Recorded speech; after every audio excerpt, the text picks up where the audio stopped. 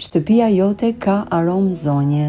Të faleminderit shumë për komentin nga kjo zonja këtu. Të përshëndes me këtë video duke treguar se si kujdesem për lulet dhe se si i shtoj ato. Lulja e vëthit për shembull është një lule që mua më pëlqen shumë dhe është shumë e lehtë për të shtuar në kopësht. Mjafton të kpusim një lastar të ri, ta lëm në ujë 2 deri në 3 javë dhe ajo lëshon rënjë. Në këtë mënyrë, unë i kam shtuar të gjitha lulet e vëthit në kopshtin tim. Kjo lule qel vit pas viti dhe shtohet shumë kollaj. Kujdesem që edhe lulet e tjera që zakonisht lëshojnë farë, t'i shtoj në kopësht pa shpenzuar shumë për to.